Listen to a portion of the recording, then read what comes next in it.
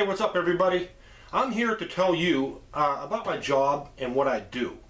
I basically put labels on boxes for Step 2 and a bunch of other companies, mainly Step 2. Well, anyways, I'm going to show you a video. Let's go to work and I'll show you the process of my job, daily what I do. I do all kinds of other things like upkeep, maintenance and stuff like that, but let me just show you the basics of what everybody does there, and here we go. Well, here we are at work, and I'm going to show you the labels I'll be working on today. And basically, we've been doing this for a long time, and these, we basically put pictures on the box. And this is the label I'm doing. You've probably seen them.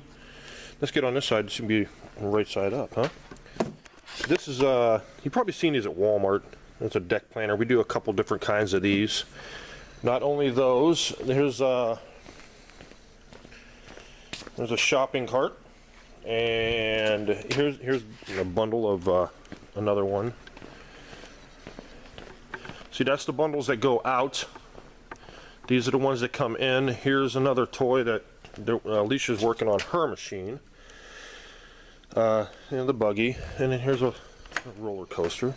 And we put these on the boxes. There's, you know, about 3,000 of them there. And here's the buggy they're running there. She's running that there.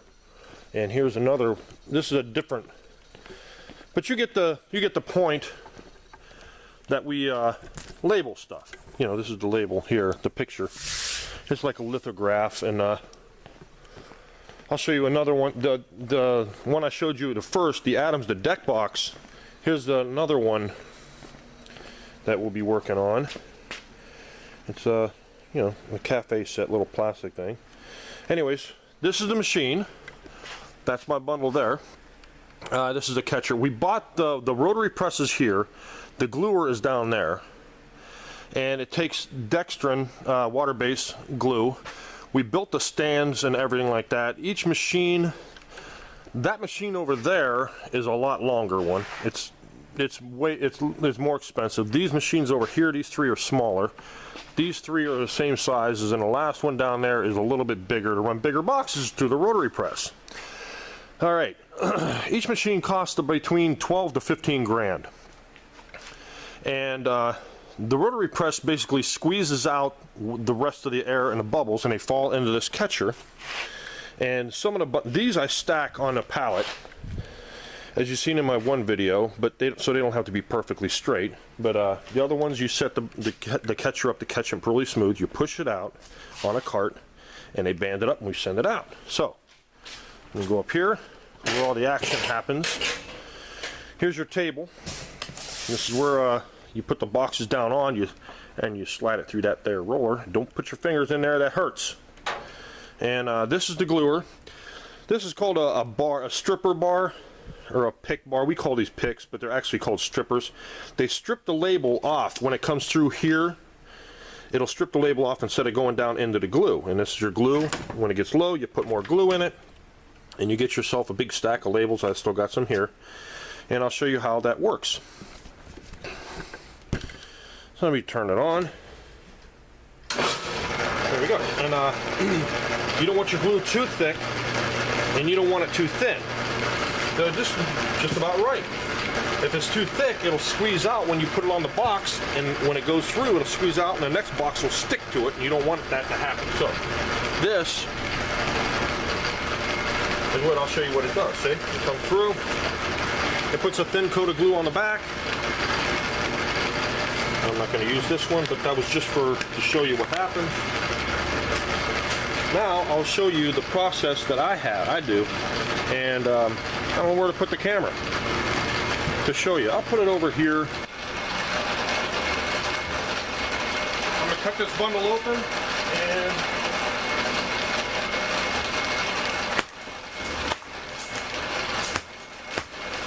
there's 250 in this bundle, and it takes me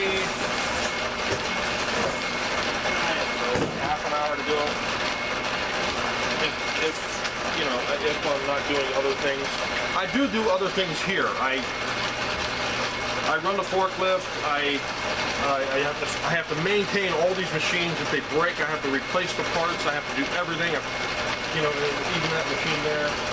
I do just minor carpentry and stuff, make backstops and whatnot. But I do whatever, you know, it needs to be done around here. Anyway, let's show you. I'm going to put these on upside down, but it's upside down because when you run them, you don't want to run them this way because you have to walk farther to put the label on. And this fold will catch on the next one underneath and it'll pull it through. So it's just easier to do it like this. So you pull it through, you let it come through here, you put a little tension on it, and you put it in between the folds. Let me show you. Like when they open the box, it'll be on 2 panels. This is a double panel. And then when they fold the box, it'll be in between the folds. And just run it through there. And that's it. And you keep, and when you're labeling, you want to use your right hand to run this box through. You just flatten out that part and go down the middle. Unless it's a real big label, I flatten out a little bit more just to get more out of it. And if you don't, sometimes it'll wrinkle, and the customer doesn't want that. So you just wipe it down here. Use your right hand to run it through while you're grabbing another label. I've seen a lot of people use their left hand, and I was like, well, if you use it to grab the next label while you're running that one through.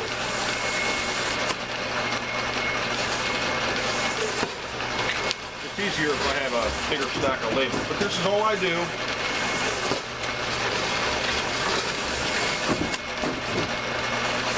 All day.